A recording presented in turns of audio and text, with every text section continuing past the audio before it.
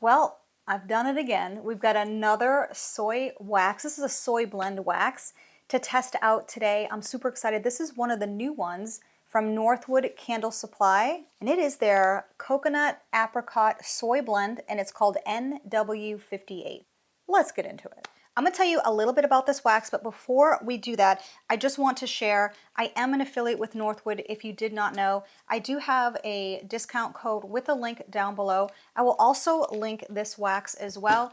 Anytime you make a purchase through those links or you use my code, it helps me out and it helps support me and what I do on this channel. Here are the deets from the Northwood Candle Supply website. This all-natural luxury wax is made with coconut, apricot, and soy waxes. It is paraffin free. They're saying it has a rich, creamy texture and a pristine, soft white appearance.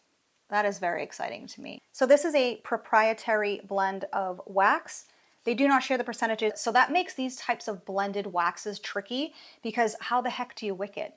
What should you be accounting for? So I reached out to Northwood to see if I get some information for you all. From Northwood, without giving percentages, they said that this is an even split of coconut and soy with the addition of a small amount of apricot.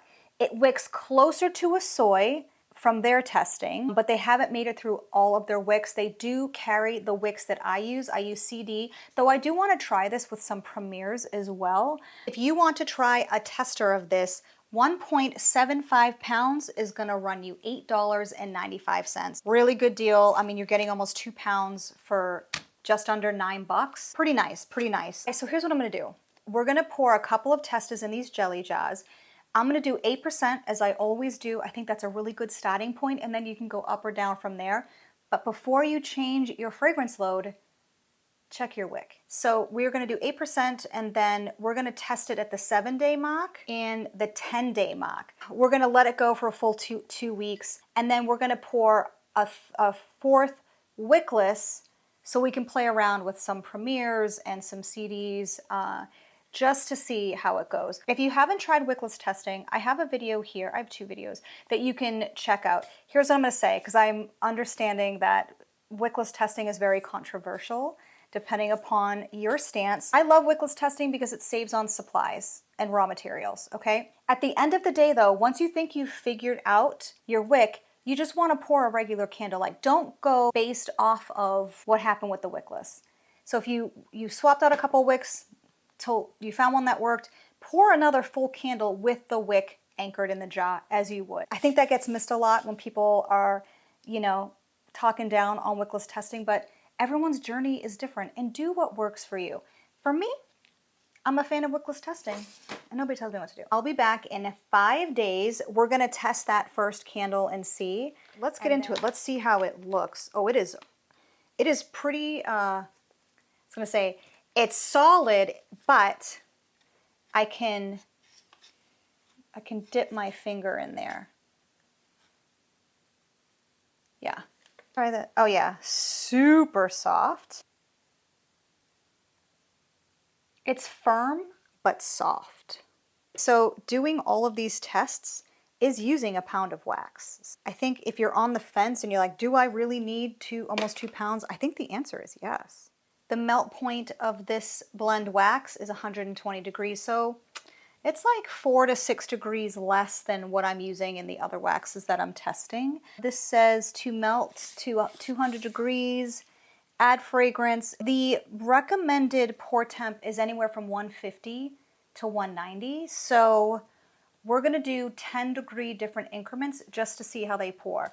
So we will pour the large vessels. I'll do 180, 170, and 160 just to see. All right, I wanted to show you, this is so interesting. I poured this at 150. I poured this at 160. I poured this at 170. It is just setting now. And I poured this one at 180.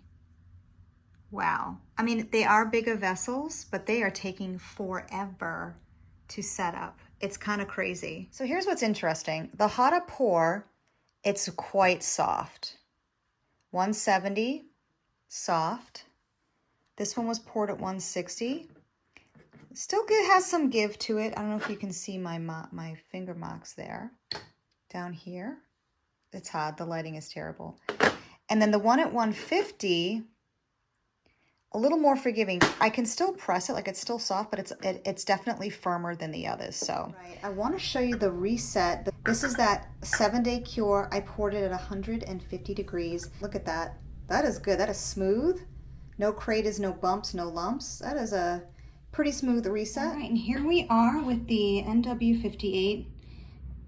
I missed the 4-hour mark, so this has probably been going for like 4 hours, 15 minutes, but you see it's got a little bit of hang up. It's catching up. You can see it's catching itself up, but flame is looking really good. So we'll just continue to see how this burns. All right, it is check-in day. We're at the 7-day check-in with the NW58 wax from Northwood. We are here with an 8% load, and I am testing the 150 degree pour. So let's get into it. I am using Nordic Pine from Hive and Honey. The cold throw is an 8.5 out of 10. Do want to say that Nordic Pine is a pretty strong fragrance. So 8.5 out of 10, we're off to a great start. So after the 2-hour burn, this baby was at like a 9.5. Sorry, 9.5. It was strong. It was throwing great. It was really good. The second 2-hour burn, another consistent, strong 9.5 out of 10 hot throw. The reset after the burn is perfectly smooth. Look at this. Everything burned down so perfectly, fully melted, and it wasn't burning hot. So this is a 4-ounce jelly jar from Candle Science, and I'm using CD wicks. It's different depending upon what fragrance oil you're using, but definitely if you like to do these small batch tests as well, I highly recommend these jars. And here is the con of this wax to start, and we're only at day 7. It's very soft to the touch. And so I was checking it every day. I was sticking my finger in there just to see, and it was taking my finger imprint like into the wax. And at the 7-day mark, is when it stopped having so much give to my pressing into the wax. So this definitely lends itself to needing to cure at least 1 week. So this is the 7-day. This is the 180 degree pour. And you can see my finger holes in there. This wax is so soft. So the other thing I wanna say is you've gotta pour this cooler. Versus the 150 degree pour, it will not take my finger imprint at all. So this is why we test. This is why it's so important to know. Also, and I don't know what happened here, at the 170 degree pour, this guy is, I don't know if you can see, but it is sweating oil. So I need to continue digging into this because it's strange that nobody else is weepy or leaky like that. Because normally this sweating is a sign of too much fragrance oil or humidity, though it has been very dry here in Texas. So this is the only one that's doing it, and it's weird. So I'm going to continue to test this. This is my wickless tester. I haven't done anything yet because when I saw it sweating, I wanted to investigate a little bit further. So, right, and here is the 160 degree pour. This one is hard as well. It's not taking any finger marks, any fingerprints, though I will say this one had a bit of a wonky reset, just a little bit pocky there. Wasn't as smooth as the 150. So far, based on this data, this information right now, this wax lends itself to pouring cooler at 150. The wax sets up better, you can't press into it, it's holding the fragrance where you're getting a nice smooth top, perfect adhesion. It's like the minimalist of wet spots. Again, I don't give a shit about that, but if you do, or if you think your customers will, they won't. Promise, pinky promise. You'll probably want a different wax. Or you'll want to use a colored jar so that you can't see it pulling away in those wet spots. But I'm telling you, as candle makers, we care, or I mean, I don't care, but it's usually the candle maker that cares, not your customer. I promise, promise, promise, promise. So this is what we have. I'm going to be doing some wickless testing. I do want to try a few different wicks. I want to try some Premier wicks with the NW. Yeah, so far, pour, cooler, let it cure for at least 7 days. So I will be back with my wrap up and final thoughts. All right, so this is the strangest wax I have ever worked with. To cut it was super smooth. It was so stinking easy. I mean, you know, if you're not new here, you know, my whole hesitation with switching or trying different waxes is a lot of them come in a slab form, and I don't want to cut a slab. But I've gotten over it. I've gotten out of my own way, and you know, I did it with the Soy 10. We're doing it with the NW58. Did it with the Titan 5230.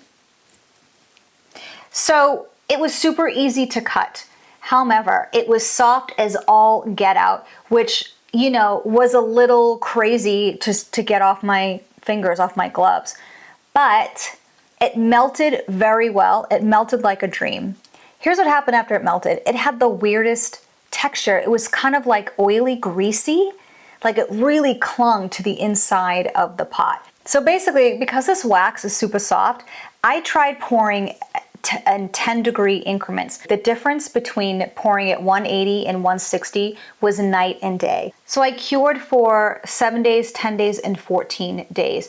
And I gotta tell you, it took a long time to really get a firm, set up wax. The wax at 180, I would definitely not recommend you do that. It was so stinking soft, and it took like 10 days to just fully harden. And even then it wasn't like rock hard. Where I saw the difference was at 160. 150, it didn't matter. So I would say don't waste your time waiting for it to drop to 150. I would say pour at 160. I think that's the sweet spot. It hardened up in about 4 or 5 days. And I would say you'd be ready to test on that 4th or 5th day. So we've got this like greasy feeling wax inside my pouring pitcher, which was very strange. This was before I added the fragrance oil. You can just see it sort of shimmery, glistening. It was very pretty, but it just took a little bit extra to clean it out of the pot. All right, let's talk about cold and hot throw. So I was testing with CD Wicks, Ultra Core, and Premier. If you haven't seen my other wax testing videos, what I've been doing these last few months is I'm testing with the same fragrance oils across all of these different waxes, just so I can compare them side by side, how the cold throw is and how the hot throw is. So let's get into it.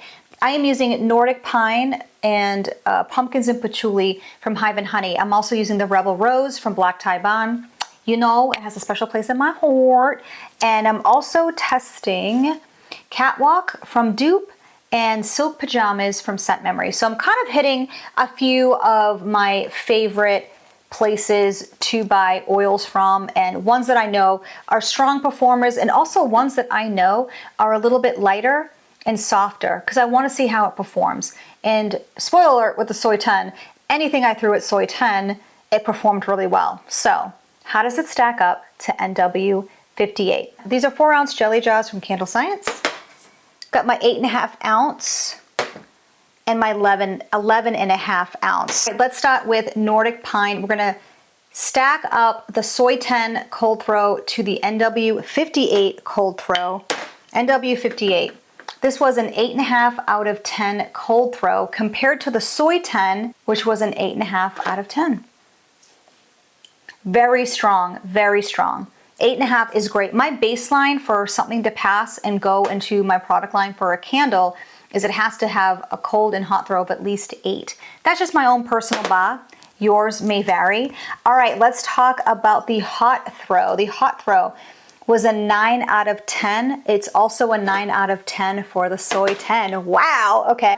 Waiting 10 days isn't necessary in my opinion. It's important to have these notes, take a look at them, because it's not a cure time, it's really just letting the wax harden. So anytime you have soy, you're just waiting for it to harden so you can get a proper burn test with your wick. Coconut wax is never gonna fully be hard because it is coconut and it just doesn't get that hard. So keep that in mind with your testing. All right, let's talk about and compare the Rebel Rose with the NW58. The Rebel Rose Soy 10 cold throw of 8.5 out of 10. The hot throw was a 9 out of 10. Oh, we love to see that. We love to see that. All right, NW58. Cold throw is an 8.5 out of 10. Hot throw is a 9 out of 10. So it is performing right on par with the Soy 10. So those are the jelly jars. I feel like smaller candles will have a more forgiving reset on the melt pool, generally speaking.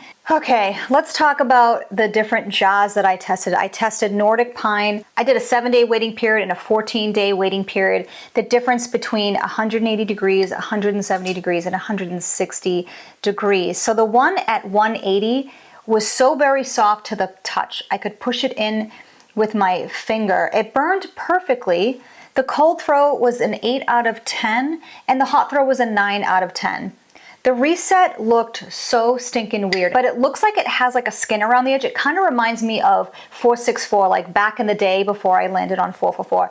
You know, sometimes it can sort of look like, you know when you make a sauce or a gravy and it cools and it sort of gets that skin on top, and if you like push it with a spoon or whatever, it kind of like crinkles, like, you know, like that weird skin.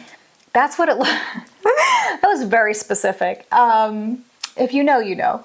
But that's what the reset looked like. It's not the prettiest. It's kind of weird. And the wax top had a greasy feel to it. It cratered ever so slightly. Not as bad as 444 or 464. Definitely an improvement, and it's probably due to that coconut and then that little bit of apricot. I have zero experience working with apricot or coconut wax, so take all this with a grain of salt. All right, let's talk about the wicks that I used. I was testing CD, Ultra Core, and Premier. Pretty much the same results happened that it did with the Soy 10 and the 444. The Premiers just cannot hang out. They just can't chill. And so I wouldn't recommend Premiers. They weren't burning hot enough for the soy portion of the blend wax that's in here. I still think it's too much soy that it's not burning hot enough, and so the hot throw definitely suffered with the Premier. Ultra Core, the Ultra Core did better. I definitely would want to do some more testing with it to compare it to the CD. If I were to continue using this wax, I definitely think, you know, there's some room there with the Ultra Core because it is burning hotter than the CDs, but for whatever reason, again, this is why I want to test some more, it didn't burn as hot as it did with the Soy 10 or 444.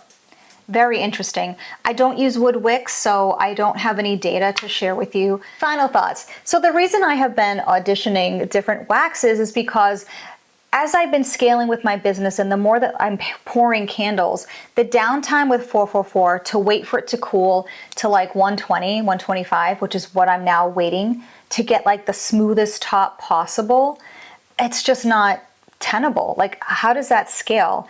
I need to be able to pour quickly. I need to be able to pour hotter. So with the NW58, waiting to pour at 150 didn't yield any better or different results. It was exactly the same as 160.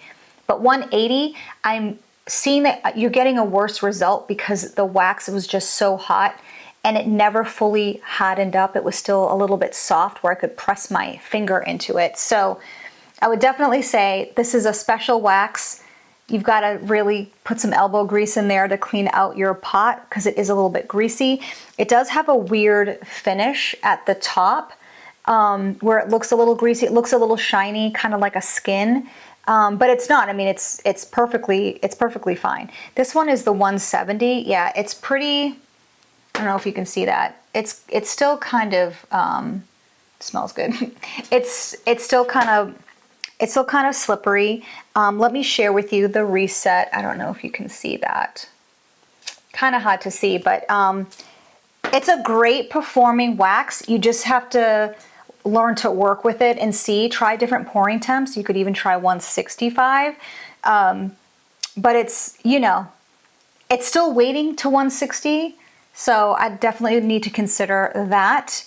Performed pretty much the same as the Soy 10. Really strong cold throw, really strong hot throw. I mean, when I tell you strong cold throw, I can walk into a room and I smell. So we have a junior suite here, up here. So I do a lot of candle testing in there because I have to walk through the bedroom to get to the bathroom.